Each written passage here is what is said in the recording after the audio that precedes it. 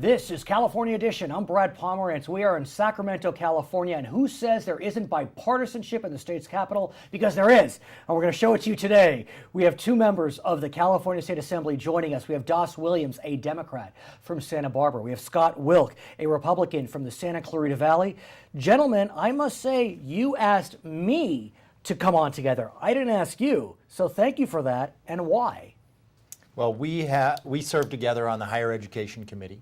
And it's a very rare committee where Republicans and Democrats are working together constantly to get good policy for our higher education institutions. Would you agree, Mr. Wilk? Well, actually, I'm on the show because Doss said I couldn't get any bills out unless I appeared on the show. Other than that blackmail. That's how Sacramento works. Other than that blackmail. No, actually, I mean, I agree with my chair that This is a committee. We go from pretty far right to far left.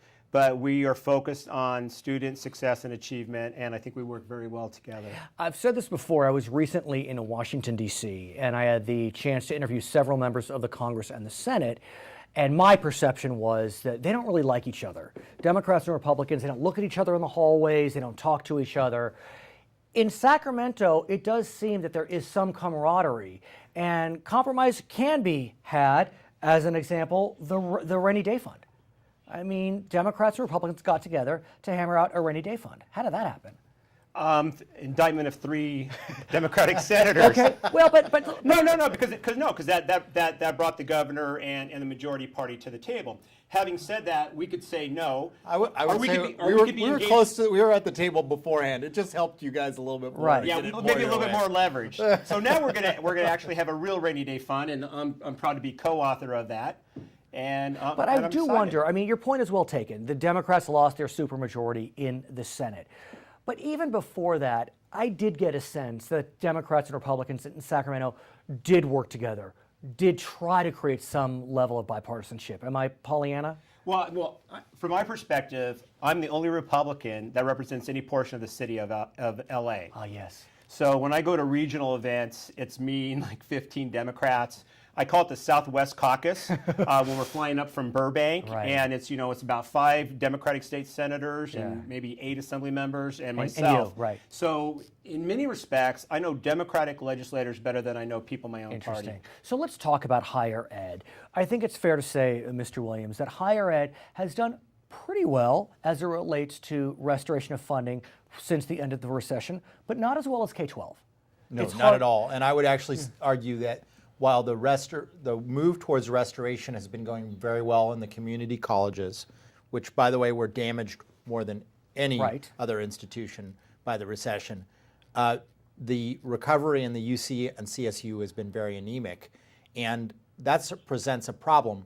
If we start making our community colleges successful at moving students through, where will they go if we don't have room for them in the UC and CSU? And I think about your districts, Santa Barbara, UCSB in your district. I think CSUN is in your district? Right outside of my district, but I've got 2 private colleges and a community college. Right. And we both represent Ventura County, right?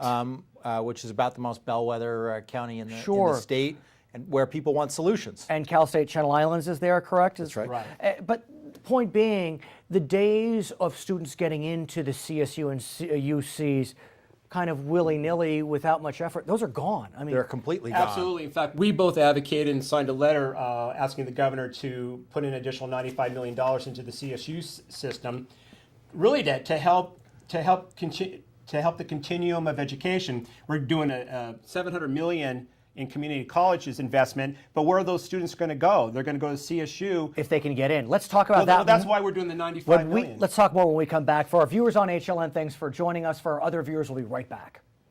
So, gentlemen, I want to continue our conversation, talk about UC and CSU. As I mentioned, it seems to be getting harder and harder to get into these institutions. Is there a move to increase the size of the institutions in a smart and productive way? I think the bottom line is we need to pay to make sure that there's room for our students and that there is making college affordable doesn't help if there's no room for those students to go at all. And at CSU, it's a bargain. It would take $95 million to get 20,000 more students a year enrolled. And it takes about $125 million to get more at the UC. At the same time, though, as you know, to attend CSU, just tuition fee $6,000-7,000 a year, UC $12,000 a year, that's a decent chunk of change. And it wasn't that way 10, 12, 20 years ago. It was $1,000 a year. So should we be looking at increasing the size as opposed to maybe bringing the tuition down? Sir. You know, for me, we've shrunk our commitment from the state to these institutions. For me, what we need to be doing is having a serious discussion on how we can grow our economy. So we'll be flush with cash, so we can actually go and fund these priorities. Because I think the biggest challenge to those institutions are they're underfunded, and they're underfunded because we don't have the dollars. So what can we do to make that happen? What's your sense? I would say that it is more important to fund more space because what is driving loan debt with students is not fees. It's how long they're taking. And if you don't have room, that means students take longer. They take 5 or 6 years instead of 4, which dramatically increases their cost of education. Yeah, going longer, which I agree with. I was on a community college board of trustees before I got elected, and anytime I had a young person Facebook me, I knew what they were going to talk to me about. And the other thing is because these proprietary colleges that students go to now. The for-profits? The for-profits, because they know when they're going to get out, but they're very expensive. And so we've got to do a better job of capacity so we can push students out quicker. What about our community colleges? 20, 30 years ago, 40 years ago, those were places where people went to get a second chance. It's not that way anymore. People are going there for a variety of reasons. They want the smaller classes, it's more affordable, but they also want to transfer. Transferring has been a challenge, and NAU and U of A and ASU have been taking a lot of our kids.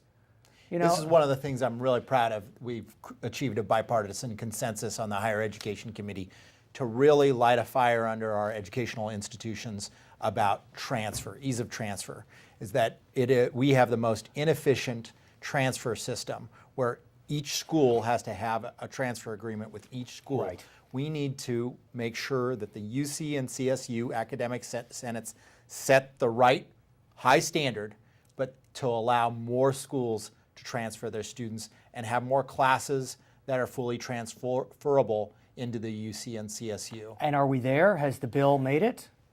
No, we're not Is it there your yet. fault, Mr. No, it's definitely not my fault. But the thing that's frustrating about this, if you go back and you read the original education master plan, Right. They talked about the difficulties of transferring back then from the community college on to CSU, and we still face these same institutional hurdles. We had a special hearing Down in Fullerton. down at Fullerton about this last fall. And things are a lot better at the CSU.